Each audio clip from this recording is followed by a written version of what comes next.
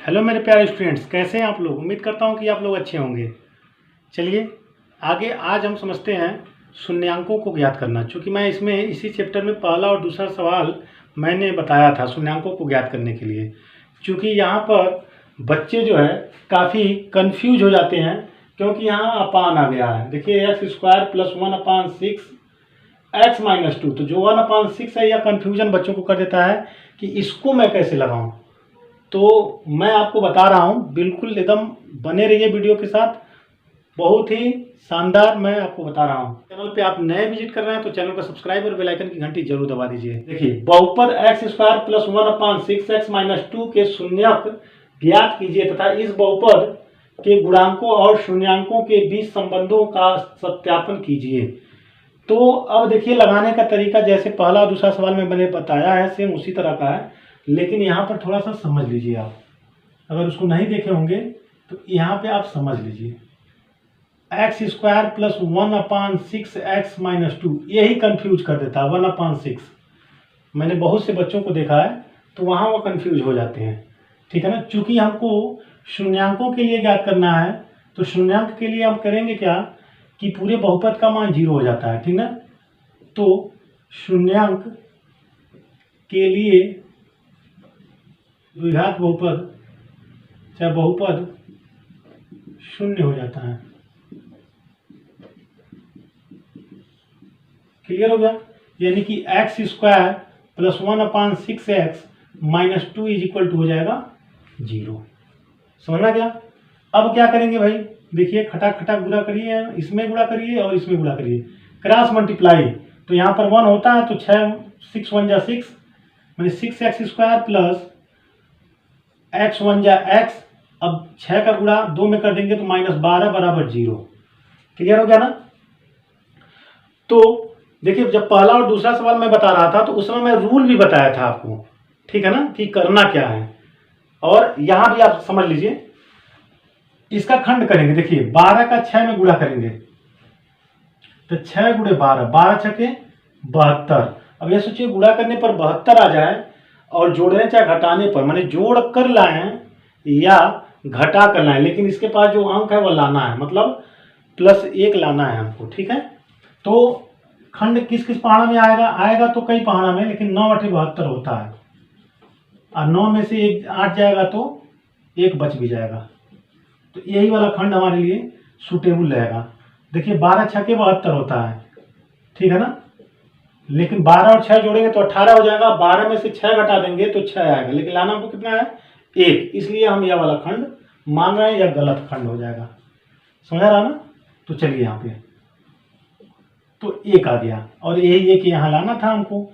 अब इसका मान रख दीजिए, 6x² + 9 - 8x - 12 = 0। अब ध्यान दीजिए, यहाँ पे हम बताए थे ब्रैकेट के आगे अगर प्लस चिन्ह रहेगा तो अंदर का कोई चिन्ह नहीं बदलेंगे। तो 6x² + 9x, x का अंदर कर देते हैं गुणा, तो 9 में भी गुणा होगा और 8 में भी गुणा होगा। ठीक है। -12 = 0। क्लियर हो गया ना। अब देखिए, यहाँ पर कुछ कॉमन मिलने वाला है इसमें। देखिए यहाँ 2 × 3 है, x × x है, ये तो समझ ही रहे होंगे आप। यहाँ 3 × 3 है, 9 है ना भाई, तो 3 × 3 × x। अब देखिए यह 3 और यहाँ पे 3 कॉमन मिल जाएगा, 3 और यह x और यह x, ये भी कॉमन मिल जाएगा। बचेगा क्या, 2x यहाँ बच जाएगा, 2x और यहाँ पर 3। ठीक है ना। समझ में आ रहा है। इसलिए मैं तोड़ के बता रहा हूं ताकि आपको आसानी से समझ में आ जाए। इसमें क्या मिलेगा, देखिए माइनस जब कॉमन लेंगे तो यह अंदर का चिन्ह बदल जाएगा। मैं बार बार यह बता रहा हूं, आप ध्यान से समझिएगा। देखिए सवाल लगाने से ज्यादा जो है, सवाल अगर आप लगाकर 10-12 बार लगाएंगे तो याद हो जाएगा, वह सवाल आप लगा सकते हैं। लेकिन अगर रूल जान जाएंगे तो दुनिया का कोई भी अगर सवाल आपको मिल जाए तो आप आसानी से लगा लेंगे। तो इसलिए बराबर आप रूल पर ध्यान दीजिए। क्लियर हो गया ना। रूल कैसे कैसे किस सवाल में कौन सा लग रहा है, उस टाइप का कई सवाल आप लगाने का प्रयास करिए, ताकि आपका मैथ जो है बहुत ही बेहतर हो सके। ठीक ना। तो चलिए, इसमें देखिए 4 × 2 है ना, इसमें 4 × 3 है, तो 4 दोनों में मिल रहा है तो 4 कॉमन ले लेंगे। अब माइनस जब कॉमन लिया तो ये वाला चिन्ह बदल जाएगा, तो यहाँ क्या बचेगा, 2 और x, 2x प्लस, देखिए माइनस का प्लस हो गया, 3 = 0। अब इन दोनों में ये सेम नंबर आना चाहिए, तो सेम सेम आ गया ना, देखिए। तो इसको एक ब्रैकेट में लिख लेंगे और इसको एक ब्रैकेट में लिख लेंगे। अब दोनों को 0 के साथ जो है लिख देंगे, क्योंकि अब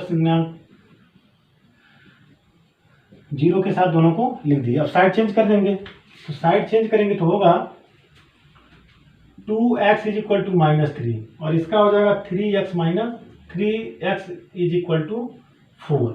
साइड चेंज करने पे चिन्ह बदल जाते हैं। इसको भाग में बना देंगे तो x इज इक्वल टू -3/2 और यहाँ x इज इक्वल टू 4/3। अभी यही रुकना नहीं है हमको, अभी तो यह शून्यांक ज्ञात किया गया है, मतलब इस बहुपद का यह शून्यांक ज्ञात किया गया है। अब इस बहुपद के गुणांकों और शून्यांकों के बीच संबंध स्थापित करना है। तो अगर हम इसको मान लें, माना कि यह एक मूल अल्फा मान लिया जाए और दूसरे को, जो दूसरा आंसर आया है उसको बीटा मान लिया जाए, ठीक है ना। तो अब शून्यांकों का योगफल तो हो जाएगा अल्फा प्लस बीटा, यानी -3/2 प्लस 4/3। अब इसका गुणा कर देंगे, 3 3 का 9 प्लस 4 दूना 8 बटे 2 3 6, यानी घट जाएगा तो -1/6। माइनस वाला अंक बड़ा है इसलिए माइनस यहाँ उतार लेंगे और 9 में से 8 घटा देंगे, चिन्ह अलग अलग है इसलिए घट जा रहा है। अब देखिए यहाँ पर शून्यांकों का योगफल, लेकिन यहाँ जो योगफल होगा वह आएगा -b/a। तो इस समीकरण से जो यह बनाए हैं उससे हम तुलना करके a b c का मान निकालेंगे, तो यह a की वैल्यू हो जाएगी, इसके पास 1 होता है तो यह b की वैल्यू हो जाएगी और यह c की वैल्यू हो जाएगी, यानी c की वैल्यू -12। ध्यान दीजिएगा, हम यहाँ ऐसे लिख दे रहे हैं, जगह नहीं है। b की वैल्यू 1 और a की वैल्यू 6। समझा गया ना। कई रफ में इसको लगा लेना चाहिए आपको। तो यहाँ देखिए, यहाँ पर तो b की वैल्यू कितना है आप देखिए खुद, 1 और यहाँ माइनस है, देखिए यहाँ माइनस है तो यहाँ माइनस लग जाएगा। a की वैल्यू कितना है, 6, यानी योगफल दोनों का बराबर आ गया। इसका मतलब हम सत्यापन कर दिए हैं, ठीक है ना। अब शून्यांकों का जो है, शून्यांकों का गुणनफल ध्यान देंगे। तो गुणनफल में क्या होता है, अल्फा इंटू बीटा, और अल्फा कितना हम माने, -3/2 गुणे 4/3।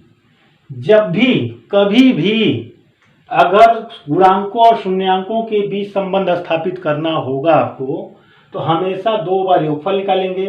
एक बार योगफल समीकरण से निकालेंगे -b/a करके, और एक बार जो द्विघात बहुपद का मूल दिया है उसको जोड़कर देखेंगे कि यह दोनों बराबर आ रहा है कि नहीं आ रहा है। अगर बराबर आ गया तो सत्यापन हो जाएगा, अगर बराबर नहीं आया तो समझ लीजिए कहीं ना कहीं हम गलत किए हैं। और शून्यांकों का गुणनफल भी उसी तरह का है, देख लीजिए, यह काट देंगे, ये भी बराबर आना चाहिए, तो 4/-4/2। अब शून्यांकों का गुणनफल समीकरण से बनाएंगे तो c/a हो जाएगा, और c की वैल्यू है -12 और a की वैल्यू है 6। -12/6 काट देंगे तो -2 आ जाएगा, क्योंकि माइनस यहाँ उतर गया, 6 दूना 12 हो गया। देखिए ए भी जो है, ए भी -2 आ गया। देखिए यहाँ पर काटना हम भूल गए थे, 2 दूना 4, यानी किसका हो जाएगा, -2। समझ आ गया ना, क्लियर हो गया। तो देखिए गुणनफल भी जो है दोनों का क्या आ गया, बराबर आ गया, मतलब योगफल भी एक जैसा आ गया और गुणनफल दोनों का एक जैसा आ गया। तो मतलब एक बार इन मोलों को जोड़ेंगे, एक बार गुणा करेंगे, और एक बार समीकरण से सूत्र के हिसाब से -b/a और c/a के द्वारा लगाएंगे। अगर दोनों बराबर आ गया, योगफल गुणनफल, तो समझ लीजिए कि हम बिल्कुल 100% सत्यापन कर दिए और यह सत्य है। क्लियर हो गया ना। आइए अब अगले सवाल की तरफ हम पढ़ते हैं। इसी टाइप का एक सवाल और है। अगर अभी तक हमारे चैनल को सब्सक्राइब नहीं किए हैं तो सब्सक्राइब जरूर कर लें और बेल आइकन की घंटी जरूर दबा दें, जिससे कि मेरा नया वीडियो आप तक आसानी से पहुंच जाए। और वीडियो को लाइक, कमेंट्स और शेयर जरूर करें, जिससे कि अन्य लोगों के पास भी यह पहुँचे। लाइक कर देने से जो है हम लोगों का हौसला बढ़ जाता है और काम करने का जो है तरीके में बदलाव आ जाता है। तो आप लाइक करेंगे तो मनोबल जो है ज़्यादा ऊंचा होता है, जिससे कि और अच्छे तरीके से आदमी समझाने का प्रयास करता है। और कमेंट करके अगर आप बता देंगे कि सर मुझे यहाँ से समझ में नहीं आ रहा है, आप हमारा व्हाट्सअप नंबर ले लीजिए, व्हाट्सअप नंबर पर आप संपर्क कर सकते हैं। यह मेरा व्हाट्सअप नंबर है, इसे जो है आप इस पर व्हाट्सअप करके आप सवाल पूछ सकते हैं। जो सवाल मैंने पढ़ाया है अगर आपको समझ में नहीं आ रहा है तो सवाल को जरूर पूछिए, ठीक है। गुणनखंड द्वारा बहुपद 7y² - 11/3y - 2/3 के शून्यांक ज्ञात कीजिए। तो पहले काम तो हमको शून्यांक ही ज्ञात करना है, लेकिन यहाँ शर्त रख दिया गुणनखंड द्वारा। तो कितने बच्चे घबरा जाते हैं। अभी तक जो हम लोग हल कर रहे थे वो भी गुणनखंड विधि ही है, समझ में आ रहा ना। और यह थोड़ा सा बढ़ा दिया गुणनखंड विधि द्वारा, तो इससे कंफ्यूज ना होइएगा, लगाने का तरीका सेम टू सेम वही है। तो पहले हम हल करेंगे इसको, तो हल कर लिया जाए। तो 7y² - 11/3y - 2/3, चूँकि शून्यांक है तो शून्यांकों के लिए बहुपद शून्य हो जाता है। क्लियर? तो शून्य हो जाएगा तो मान रख दीजिए अपना 7y² - 11/3y - 2/3 = 0। देखिए यहाँ पर इन दोनों में 3 दिखाई दे रहा है ना, यहाँ बटे में 3 आ जाए तो हर बराबर हो जाएगा। तो बटे 3 लाने के लिए ऊपर नीचे 3 से गुणा करेंगे, तो 7 में 3 से गुणा कर देंगे, यहाँ पर अनेक मान लीजिए, ऊपर नीचे 3 से गुणा कर दीजिए। 7 3 के 21y² अपान, यहाँ 3 से गुणा करेंगे, 3 × 3 11y/3 - 2/3 = 0।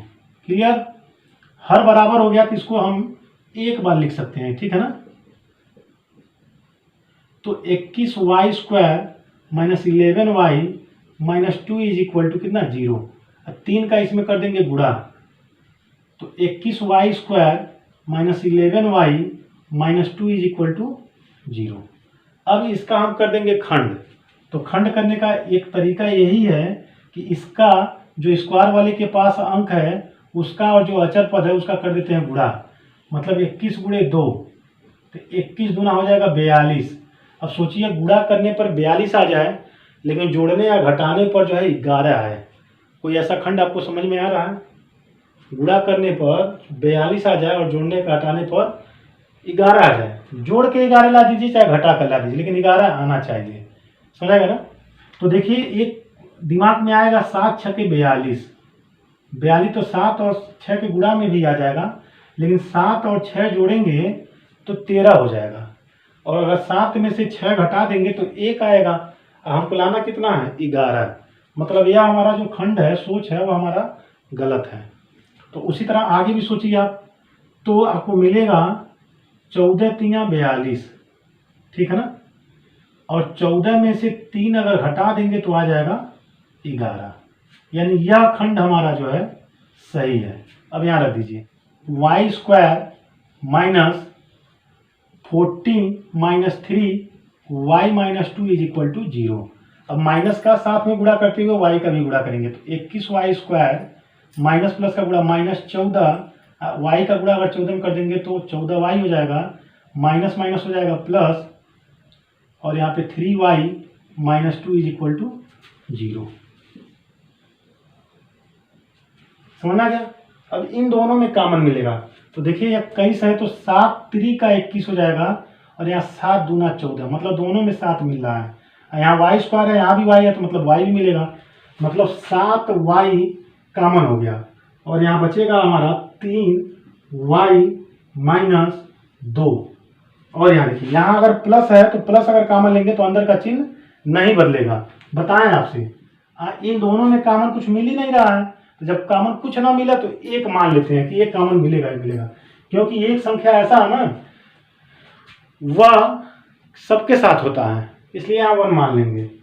तो 3y - 2 = 0, यानी कि 3y - 2 एक जैसा आ गया, तो एक बार कॉमन ले लेंगे यहाँ पे इन दोनों में से, और बचेगा हमारा 7y + 1 = 0, यानी कि 3y - 2 = 0 और 7y + 1 = 0। क्लियर?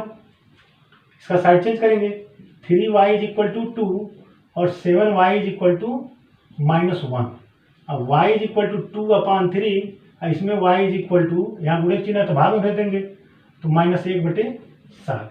अब यह फिर वही काम करेंगे, माना कि क्यों है भाई, देखिए यह जो है शून्य तो हम निकाल चुके हैं, इसका यही आंसर हो जाएगा, लेकिन हमको अभी बहुपद के गुणांकों और शून्यांकों के बीच संबंध भी बताना है, समझ में आ रहा ना। तो इसके लिए हमको आगे करना ही करना है। तो माना कि अल्फा इज इक्वल टू 2/3 जो पहले निकला उसको मान लिया अल्फा का मान, और बीटा का मान -1/7 हो गया। ठीक, अब शून्यांकों का योग कर देंगे, योग फल, तो यहाँ योगफल हो जाएगा, तो अल्फा प्लस बीटा हो जाएगा, मतलब 2/3 और प्लस -1/7। ठीक है, 2/3 माइनस प्लस का गुणा -1/7। अब क्रॉस मल्टीप्लाई कर देंगे, तो 7 दूना 14, 3 एकन्ने 3 बटे 7 त्रिका 21, घटा देंगे तो 11/21 हो जाएगा। क्लियर हो गया। शून्यांकों का योगफल यानी कि -b/a बताया ना, 2 बार निकालना है। एक बार इन दोनों मूल क्या ना, इन दोनों शून्यांकों को जोड़ देंगे और एक बार इस सूत्र से a b c का मान निकालकर तुलना कर देंगे। तो a का मान देखो y स्क्वायर के पास क्या है 21 है, तो a का मान बराबर 21 इधर लिख देते हैं। कहें कि a y square plus b y plus c is equal to 0 से तुलना करते हैं, तो देखिए y स्क्वायर के पास मतलब a बराबर y स्क्वायर के पास इसमें 21 है, अब b y के पास है तो y के पास -11 है, और c का कितना है -2 है, वही मान वहाँ सेट कर दिया जाए। तो सेट करिए, तो -b कितना है -11 बटे a कितना है 21, यह माइनस माइनस हो जाएगा प्लस 11/21। ठीक है ना। देखिए योगफल दोनों स्थितियों में बराबर आ गया। इसी तरह गुणनफल काम करेंगे। शून्यांकों का गुणनफल बहुत बेहतर सवाल है, समझ लीजिए, एक बार समझिए 1000 बार लगाइए, कोई फर्क पड़ने वाला नहीं है। समझ लीजिए, नियम बदलवा नहीं करेगा, वही नियम रहेगा। तो नियम आप समझ लीजिए, उसका सवाल लगाते रहिए, किसी तरह से आए पेपर में। तो अल्फा इंटू बीटा, अल्फा का कितना वैल्यू 2/3 हमने माना है, और बीटा का -1/7, माइनस प्लस का गुणा माइनस, 2 एकन्ने 2 और 7 त्रिका 21, यह आ गया। और शून्यांकों का गुणनफल यही लिख रहे हैं, तो c/a, तो c की वैल्यू कितना है देखिए -2 है, -2, और a की वैल्यू कितना है 21 हो गया। देखिए गुणनफल भी दोनों का बराबर आ गया। तो कुछ नहीं करना है आपको, एकदम बिल्कुल शांत स्वभाव से बिल्कुल लगाते रहिए, क्योंकि जब भी यह कहेगा कि अगर हमको शून्यांक केवल ज्ञात करना हो तो कोई दिक्कत नहीं है, हम यही ला के आंसर बना लेंगे। लेकिन जब भी बहुपद के गुणांकों और शून्यांकों के बीच संबंध स्थापित करना होगा तो यह काम करना पड़ेगा हमको। ठीक है ना। एक बार जो आंसर आएगा उसको जोड़ देंगे, एक बार समीकरण से -b/a वाले रख देंगे। बार बार मैं यह चीज़ बता रहा हूँ ताकि आपको याद हो जाए। उसी तरह गुणनफल के लिए अल्फा इंटू बीटा में जो मूल मिलेगा उन दोनों का गुणा कर देंगे, और एक बार जो है सूत्र पे रख देंगे c/a। तो हमको लग रहा है आपको बहुत ही बेहतर तरीके से समझ में आ गया होगा। अब आप जो है बिल्कुल इसको लगाइए एक बार, और इसको देखने के बाद एक बार आप और लगाइए, जिससे कि आपका जो है मैथ एकदम बिल्कुल अच्छा हो जाए। इस चैप्टर को अब हम 2b यहीं पे समाप्त हो गया है। अब आप जो है पूरा 2b तक नोट्स बनाइए, फिर आगे जो है मैं बताऊंगा त्रिघाती के लिए। ठीक है, 2c में।